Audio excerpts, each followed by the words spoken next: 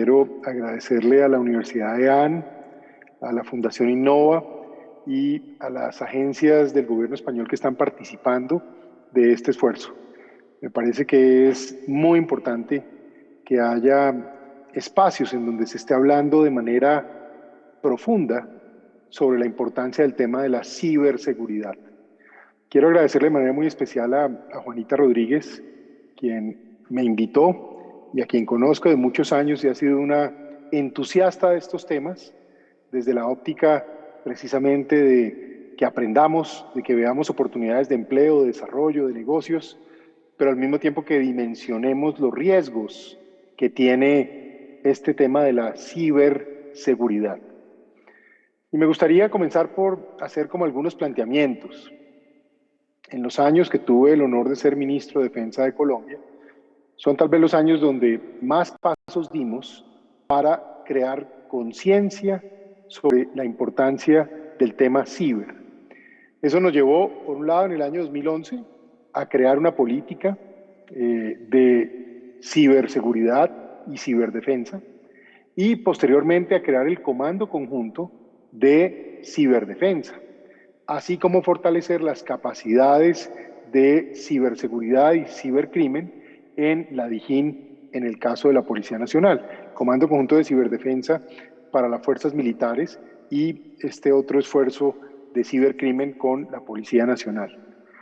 Debo decir que esas capacidades le dieron a Colombia la posibilidad de prevenir y enfrentar amenazas de carácter nacional y de carácter internacional. Y Colombia llegó a ser tal vez el primer país que desde la óptica de políticas avanzó en el caso de la Organización de Estados Americanos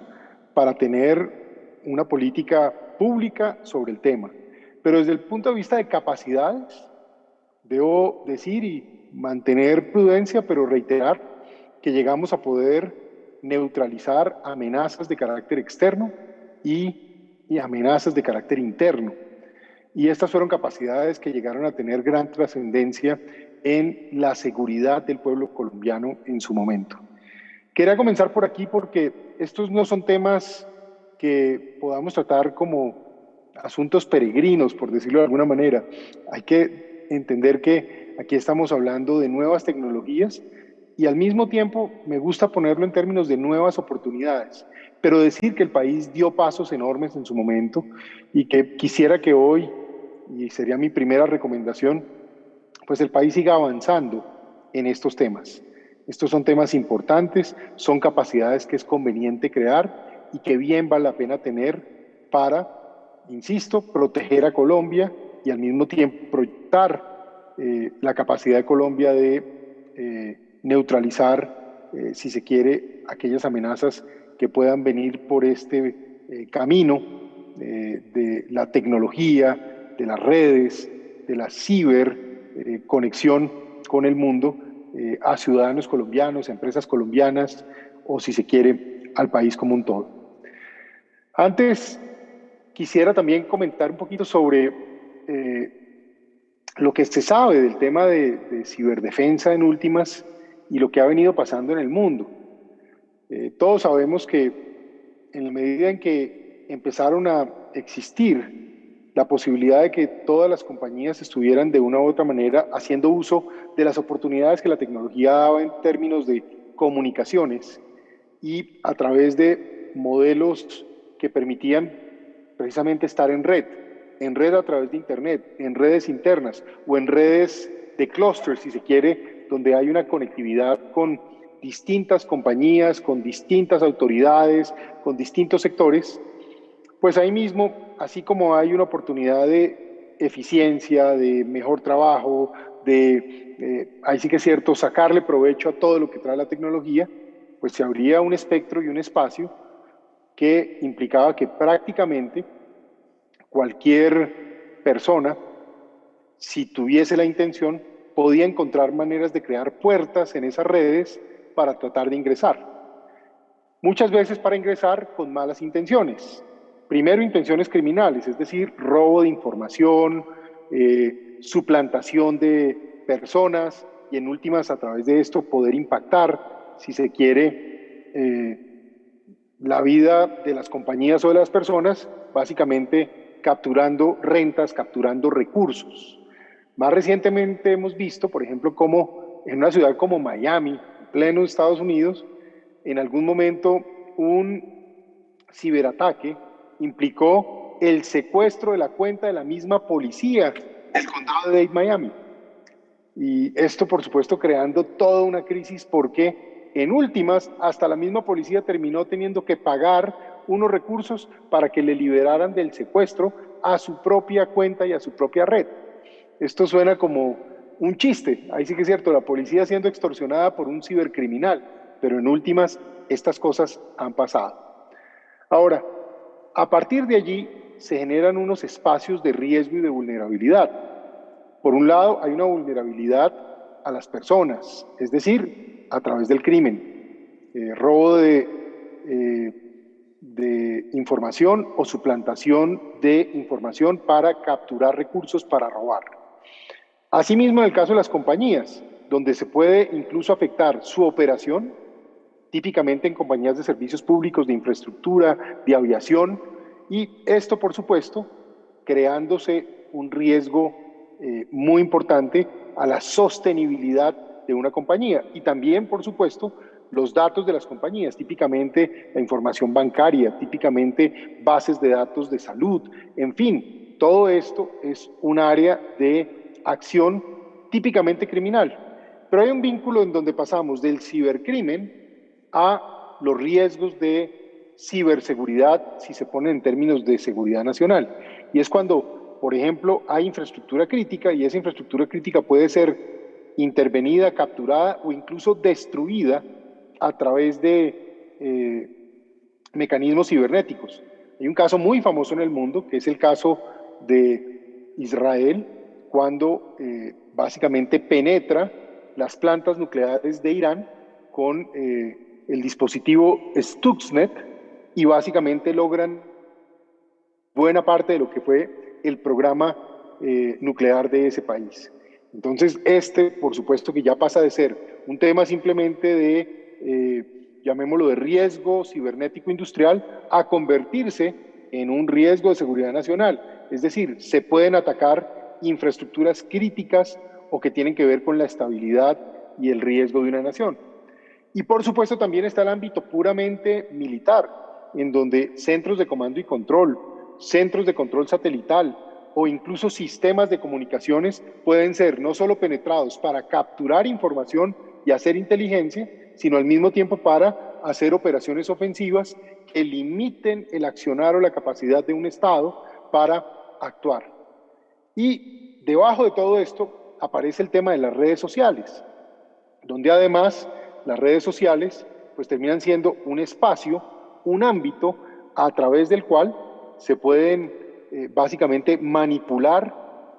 sectores de la sociedad o a buena parte de la sociedad, generando incluso, en el caso de las democracias, un riesgo de penetración a no solo las comunicaciones y la siembra de mensajes que de una u otra manera le crean problemas a los gobiernos, sino también manipulación electoral, sea a través de penetrar el régimen electoral o sea a través de conducir a través de mecanismos de influencia a un sector de la opinión hacia un interés político particular. Quise hacer esta descripción porque esto tal vez lo que nos dice es el tema de la del ciberespacio, de la ciberseguridad, de la ciberdefensa, del cibercrimen, es un tema que ya está entre nosotros todo el tiempo. Y hay que decirlo, esta pandemia global ha puesto de presente un hecho que veíamos para un futuro, que eran las tecnologías de la cuarta revolución industrial y que tal vez nos acercaron y nos aceleraron esa realidad. Eso lo que significa hoy es que, por ejemplo, esta conferencia hoy puede ser perfectamente penetrada o intervenida por un agente externo que puede capturar información o que incluso puede sabotear la existencia de la misma. Esto para hablar de un tema sencillo, como esta conversación amable en la que estamos. Pero ese tipo de retos, en efecto, se pueden gestionar y prácticamente hoy están no solo en riesgo de las grandes compañías o de las personas particulares con algún interés o incluso de los estados, sino en realidad de cualquier individuo o de cualquier pequeña compañía puede ser incluso víctima de saboteo. Entonces, ese sería un mensaje también importante. El tema de la seguridad hay que entenderlo ya como un asunto que tiene que ver con las nuevas realidades del desarrollo tecnológico y por lo mismo, así como hay oportunidades, también hay que contener los riesgos asociados a esas oportunidades. Un tema adicional que me gustaría plantear y que me parece importante es notar lo que está pasando en los últimos meses en el mundo. Exactamente hace un mes se descubrió el ciberataque más grande de la historia en los Estados Unidos y quizá en el mundo. Ese ciberataque entró a través de una compañía que se llama SolarWinds, que es un prestador de servicios básicamente a muchas compañías y a muchas entidades del Estado. Y terminaron entonces penetrando el Departamento de Justicia, el Departamento de Homeland Security en los Estados Unidos y 4 o 5 de las grandes compañías del mundo. Y el tema más preocupante es que lo vinieron a descubrir casi un año después de que ese ciberataque había ocurrido. Así que la pregunta es cuánta información, cuántos datos, cuánta inteligencia no lograron ya hacer en efecto para poder aprovechar esta situación. Estos son temas del momento y fue el primer reto de seguridad que tuvo el presidente Biden apenas se sentó como presidente de los Estados Unidos. Presentarle a su propio país y al mundo un ataque que aparentemente identifican que viene desde Rusia. Pero como si fuera poco, hace 3 días la compañía Microsoft le anuncia al mundo que la China ha hecho un ataque a esa compañía y que ha logrado incluso capturar alguna información. Esto es lo que se sabe. La pregunta es todo lo que no se sabe. Y aquí quiero dejar un mensaje. Hay que decir que quizá en el espacio cibernético, todos sabemos que está el espacio aéreo, el espacio marino, el espacio terrestre, y que esos son de alguna manera los que se han conocido como los espacios de la guerra, incluso el espacio sideral. En términos generales, el conflicto o la confrontación de potencias en esos espacios prácticamente no existe desde la Segunda Guerra Mundial. Ellos, de una u otra manera, crearon el modelo de guerras de aproximación o guerras proxy, que era básicamente enfrentar a estados o a organizaciones criminales contra estados, de una u otra manera apoyados por un lado o por otro, y allí pues se daba la confrontación, muy típico de la Guerra Fría. En la etapa del terrorismo islámico, pues obviamente hemos visto el caso de grupos como ISIS, como Al-Qaeda, haciendo uso de las redes sociales o haciendo uso de la conectividad y las tecnologías para en efecto llegarle a muchas personas y en cierto sentido hasta conquistar parte de la sociedad. Un caso típico es lo que se conoce como la primavera árabe, pero también recientemente los casos que vimos en Chile e incluso aquí en Colombia, cuando hay protestas y vandalismo, pues hay ese uso de redes sociales y siempre aparecen jugadores desde países extranjeros, típicamente en Rusia, incluso ayudando a promover esto. Más recientemente en el caso colombiano vemos gente desde Venezuela o desde algunos lugares de Europa Oriental. Pero también hay que decir que lo que estamos viendo ahora y presenciando es ni más ni menos un nuevo espacio para las confrontaciones de grandes potencias. Y me atrevo a decir que en este momento, por lo que decía el presidente Biden y decía el secretario de Estado la semana pasada, Anthony Blinken, es que estamos en este momento en una guerra abierta en el espacio cibernético. Eso lo que significa es que hay ataques de un lado y otro, hay espionaje de un lado y otro, sobre todo de las naciones más avanzadas y con más tecnología. Y aquí vienen algunos elementos que son importantes dejar como mensaje. Un país como Colombia, de todas maneras, requiere ya crear una doctrina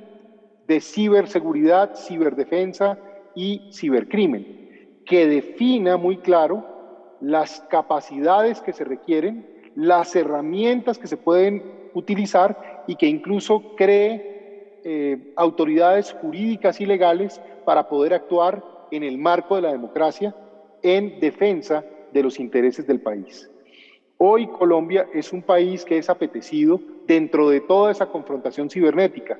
Por supuesto, ocurren ataques desde el régimen de Maduro, lo conocimos en su momento incluso intereses de regímenes externos, más recientemente incluso se encontró la potencialidad de alguna presencia de Rusia. Esto tal vez por la relación de Colombia con las democracias occidentales y con los Estados Unidos, pero por lo mismo hay que tener la capacidad, la doctrina y las herramientas jurídicas para poder enfrentar este tema con la misma claridad como lo tenemos que hacer en otros espacios, en el espacio aéreo, en el terrestre, en el espacio marítimo, etcétera. Hoy el ciberespacio es un espacio en donde hay una confrontación con distintos métodos y medios, pero donde incluso las grandes potencias ya han chocado. Cierro con el ejemplo de Corea del Norte. Recuerden lo que pasó, por ejemplo, con el caso de Sony. Sony, productora de películas, produjo una película donde el dictador coreano era caricaturizado y había un poco una burla frente a lo que este individuo hacía. Pues lo que hicieron los coreanos del norte fue, en una red que tienen por fuera de Corea del Norte, que son una serie de hackers que han encontrado en distintos lugares del mundo, lanzar una serie de ataques y prácticamente tumbar